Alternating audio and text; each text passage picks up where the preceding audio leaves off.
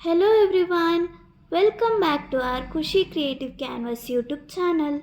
ಇವತ್ತಿನ ವಿಷಯ ಗೃಹಲಕ್ಷ್ಮಿ ಯೋಜನೆಯಲ್ಲಿ ಮಾಡಿರುವಂತಹ ಮಹತ್ವದ ಬದಲಾವಣೆ ಏನೆಂದು ತಿಳಿಯೋಣ ಬನ್ನಿ. ರಾಜ್ಯ ಕಾಂಗ್ರೆಸ್ ಸರ್ಕಾರ 5 ಗ್ಯಾರಂಟಿ ಯೋಜನೆಗಳನ್ನು ಹಂತ ಹಂತವಾಗಿ ಜಾರಿಗೆ ತಂದಿದೆ. ರಾಜ್ಯದ ಕಾಂಗ್ರೆಸ್ ಸರ್ಕಾರ ಜಾರಿಗೊಳಿಸಿರುವ 5 ಗ್ಯಾರಂಟಿ ಯೋಜನೆಗಳಲ್ಲಿ ಒಂದಾದ ಗೃಹಲಕ್ಷ್ಮಿ ಯೋಜನೆಯೂ ಕೂಡ ಒಂದಾಗಿದೆ. ಈ ಯೋಜನೆಯಿಂದಾಗಿ ಮನೆಯ ಯಜಮಾನಿಯ ಖಾತೆಗೆ ಪ್ರತಿ ತಿಂಗಳು 2,000 ಹಣ ಬರುತ್ತದೆ.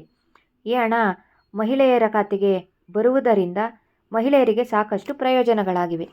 ಈ ಯೋಜನೆಯಿಂದಾಗಿ ರಾಜ್ಯದಲ್ಲಿ ಬಡತನದ ರೇಖೆಗಿಂತ ಕೆಳಗಿರುವ ಮಹಿಳೆಯರಿಗೆ ತಿಂಗಳಿಗೆ 2,000 ರು ಹಣ ಸಿಗುತ್ತದೆ. ಆದರೆ ಈಗ ರಾಜ್ಯಾದ್ಯಂತ ಗೃಹಲಕ್ಷ್ಮಿ ಯೋಜನೆಯ ಮಾರ್ಚ್ ತಿಂಗಳ ಹಣ ಪಾವತಿಯನ್ನು ತಾತ್ಕಾಲಿಕವಾಗಿ ಸ್ಥಗಿತಗೊಳಿಸಲಾಗಿದೆ ಎಂಬ ಮಾತುಗಳು ಕೇಳಿಬರುತ್ತಿದೆ. ಗೃಹಲಕ್ಷ್ಮಿ ಯೋಜನೆಯ ಜನವರಿ ತಿಂಗಳ ಹಣ ಮಹಿಳೆಯರ ಖಾತೆಗೆ ಜಮಾ ಆಗಿದೆ.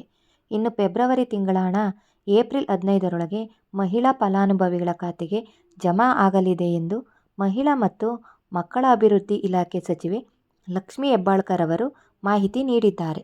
ಗೃಹಲಕ್ಷ್ಮಿ ಯೋಜನೆಯಲ್ಲಿ ಮಹತ್ವದ ಬದಲಾವಣೆ ತರಲು ಇಲಾಖೆ ಮುಂದಾಗಿದೆ.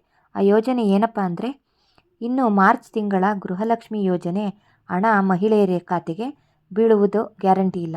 ಯಾಕೆಂದರೆ ಈಗಿರುವ ಗೃಹಲಕ್ಷ್ಮಿ ಫಲಾನುಭವಿಗಳಲ್ಲಿ IT ಅಂದರೆ ಇನ್ಕಮ್ ಟ್ಯಾಕ್ಸ್ ಕಟ್ಟುತ್ತಿರುವ ಫಲಾನುಭವಿಗಳಿದ್ದು ಅವರನ್ನು ಪತ್ತೆ ಹಚ್ಚುವ ಸಲುವಾಗಿ ಸರ್ಕಾರ ಮುಂದಾಗಿದೆ.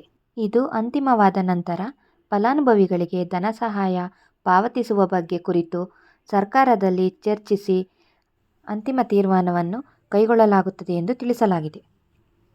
ಹೀಗಾಗಿ ಸದ್ಯಕ್ಕೆ ಮಾರ್ಚ್ ತಿಂಗಳು ಸೇರಿದಂತೆ ಬಾಕಿ ಗೃಹಲಕ್ಷ್ಮಿ ಯೋಜನೆಯ ಹಣ ಪಾವತಿ ತಾತ್ಕಾಲಿಕವಾಗಿ ಸ್ಥಗಿತಗೊಳ್ಳುವ ಸಾಧ್ಯತೆ ಹೆಚ್ಚಾಗಿದೆ ಎಂದು ತಿಳಿಸಲಾಗಿದೆ.